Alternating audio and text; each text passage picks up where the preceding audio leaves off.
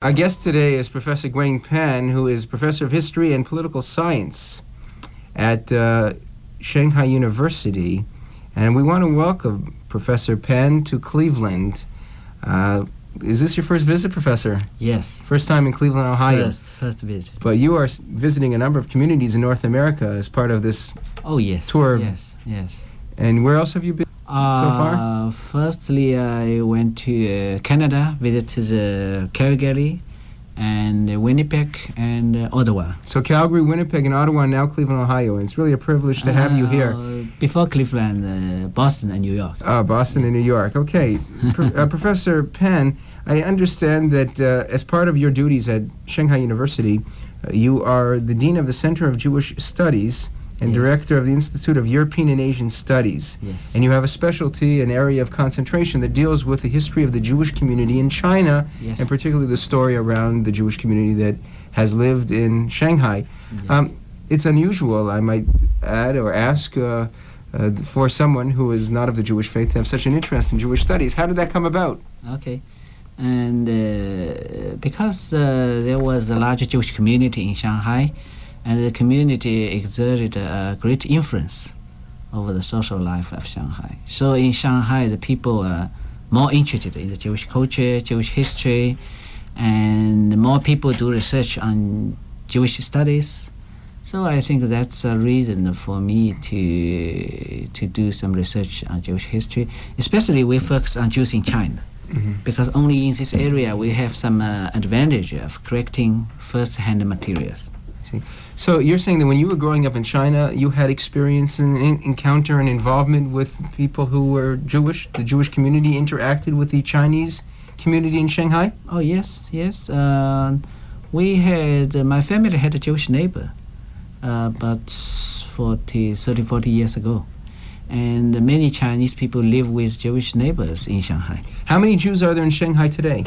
Today, only 200. At the peak of the Jewish community, and it's when it had its largest community, how large was it? At the beginning of 1940s, about more than 30,000. More than 30,000 Jews once lived in Shanghai. That's during the war years? Yes, before the Pacific War. Before the Pacific War? Yeah, before the Pacific War, the largest community. When would you think the largest number of Jews, the 30,000 Jews?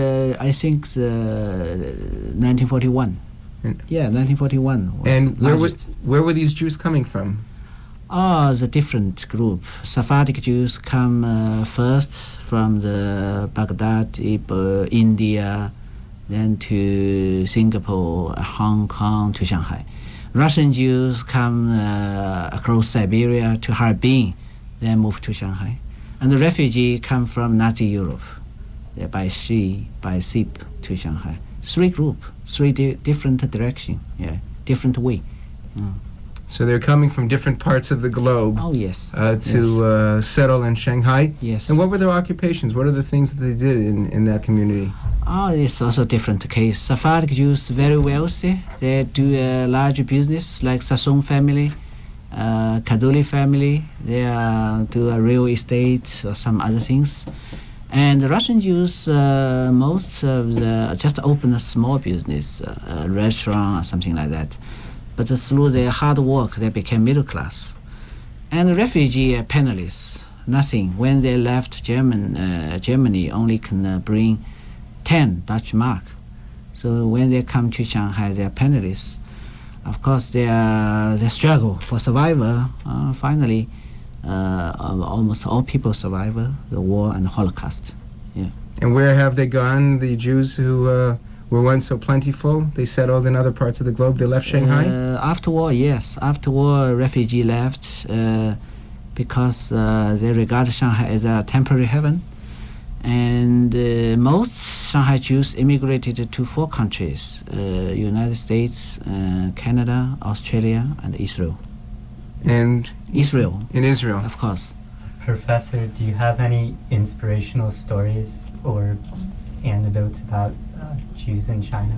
Oh yes, many stories. Yeah. Is there one that you'd like to share with us? One particular story that comes to mind? You want to which kind of story? A story that perhaps illustrates the nature of your relationship between the two communities and how one community has helped or benefited. With Chinese, This afternoon I talk about the Mil Yeshiva story. The yeshiva was very famous yeshiva in Poland, and all the yeshiva escaped from Poland just before the German invasion in September 1939, and they went to the Lithuania, and they got the visa from Japanese Consul General Mr. Sukihara, who is called Japanese Zierler.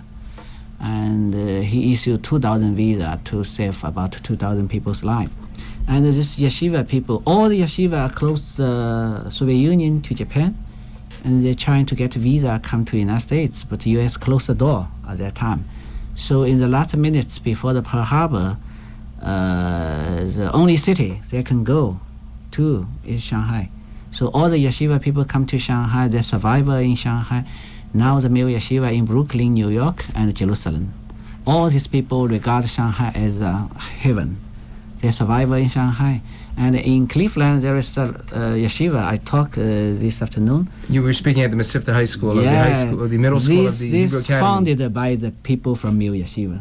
Right. Yeah. So the rabbi, before he introduced me, he said, if without Shanghai saving the yeshiva, we are not here, or something like that. Well, let me say, for the benefit of our listening audience, there are a number of people who founded the Tulsa Yeshiva, it also having been a yeshiva that was ravaged by the war, and of course that yeshiva has its salvation through and its reestablishment through what survived from the Shanghai Yeshiva. Oh, yes. And the Mir Yeshiva. I might say that my own 9th grade teacher of Talmud was someone who had studied in the Mir Yeshiva in Shanghai, so I know firsthand. I heard about an ancient Jewish community in China that died out.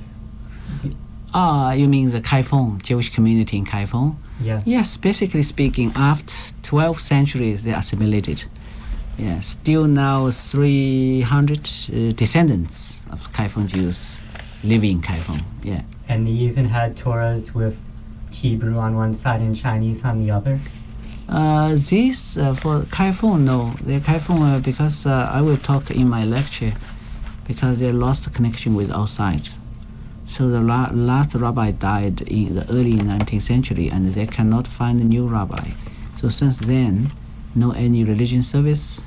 So that's an important reason for these people gradually assimilated in. Where can we go to find out more about Jews in China? You mean materials, books? Yes. Oh, more than, I think only in the past 10 years, more than 10 books came out in the United States. And in other countries, Israel, in Europe, in Australia, more and more books about Jews in Shanghai. Now also more film, more than 10 documentary film, and a lot of exhibition, and so a lot of materials. Yeah.